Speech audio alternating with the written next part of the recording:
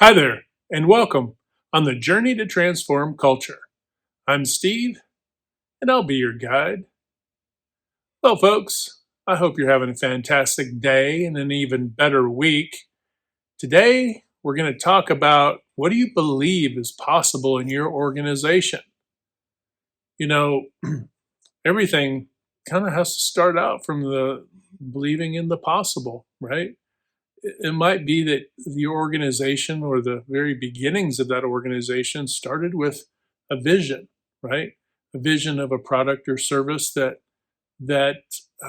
either you or somebody, one of your forebears, had originally dreamt of, right? And thought, hey, I could do this and I could provide this service, and this would be, I could make a living at it. And then this could also provide service for others. And value is created in that kind of in that vision. But where did it start?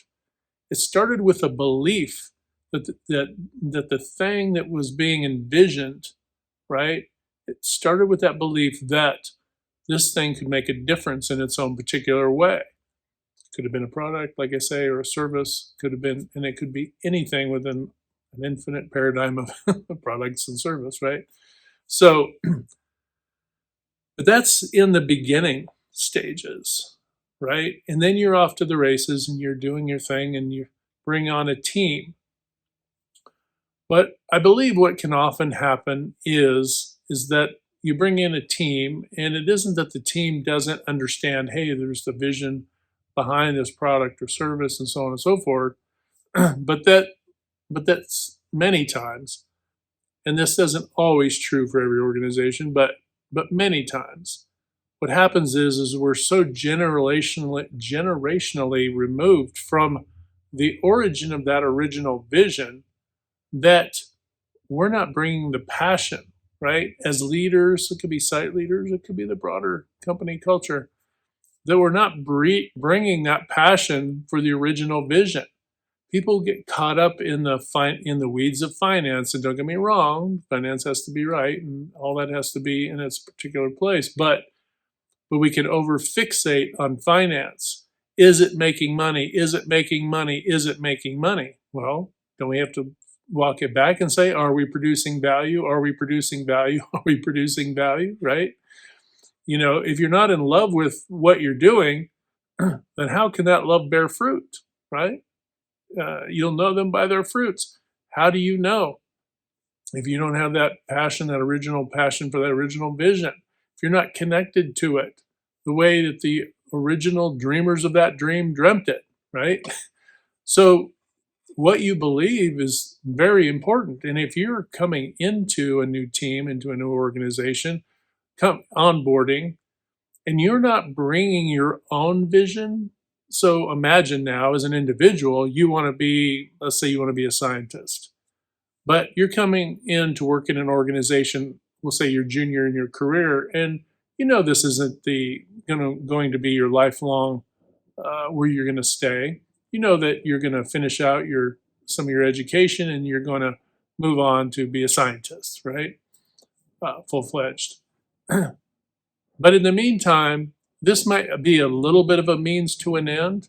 Okay, fine, let's use that paradigm, because most folks, this can be a mix of so many scenarios out there, whether you're getting your education or just growing your own capabilities. But that the original vision and passion for that product or service now is intersected with your own passion for your own life's trajectory, right?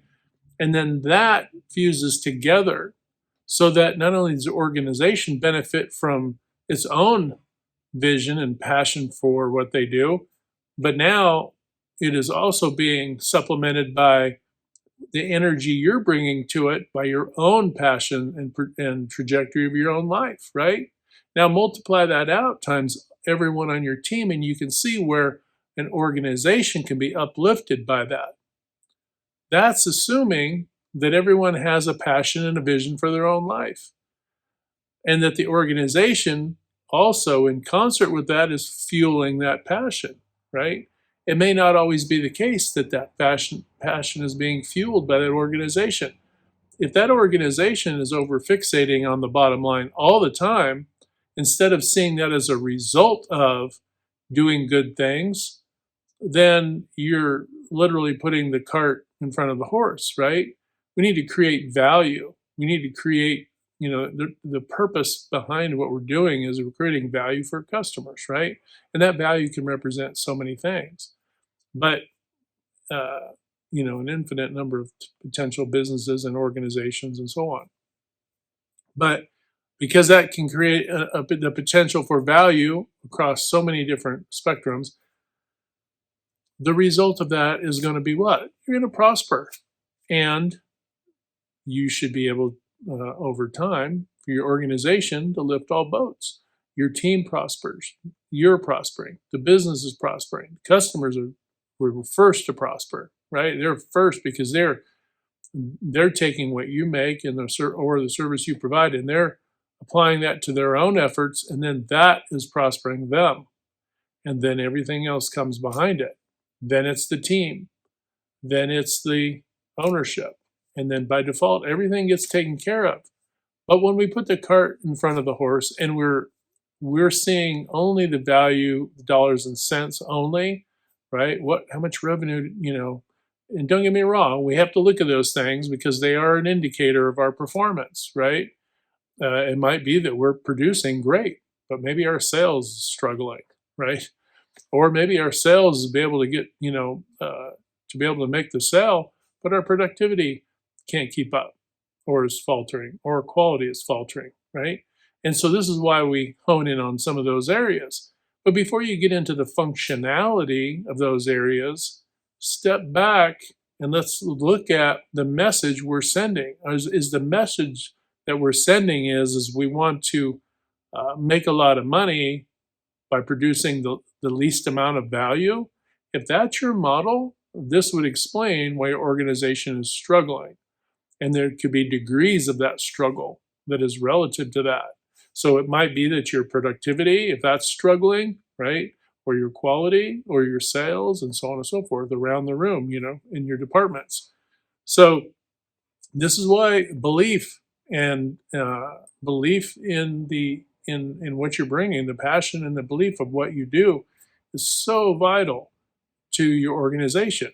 It's vital to your own life. We can't really bring value and passion in that belief in our abilities, in the possibility of growing and developing new products and doing all the cool things we want to do. We can't get there without belief. We can't get there without believing that it's possible. We just can't. And if we're just showing up to watch the clock and then go home and collect a paycheck, and we're just in this day in and day out, Groundhog Day kind of effect where every day is the same and your bored is all get out, well, you have to ask yourself, why are you bored? Is it that you're not challenged enough? Is it that you need to be challenged more? Maybe you need to be the person challenging others, right? To pick up their game, because maybe everybody's getting a little complacent, a little lackadaisical, right? Lethargy is slipped in the back door and has now taken over your organization. Now, there's times where your organization maybe has to take a knee and say, okay, let's do some reassessment and let's talk about some things and get through some stuff. Great, do those things. But understand it has to be the love and passion in believing in the possible that allows you to elevate performance to get to that next level or to grow to that next level for your customers, then for your team, and then for the organization. In that order, if you follow that sequence, you will always win. And you'll be less wrapped up about revenue, and you'll be more excited, enthusiastic about the potential and the possibilities that you brought to life, right? This creative force, right? This creation force within you that you've manifested had to start with belief. It always starts with belief. All right, folks, just a quick one today. Hope you're having a fantastic day. Remember, hit the like, share, and subscribe. And also, let's hit that good green domino 3 to 5 times a day to uplift, motivate, inspire, and just encourage one another. When we do that, not are we helping to transform culture, but we're transforming our own lives in the process. And that's very important, right? That plays right into that evolution of our passions and understanding that we have to believe in the possible. All right, folks. Hope you have a great day. Until next time, take care.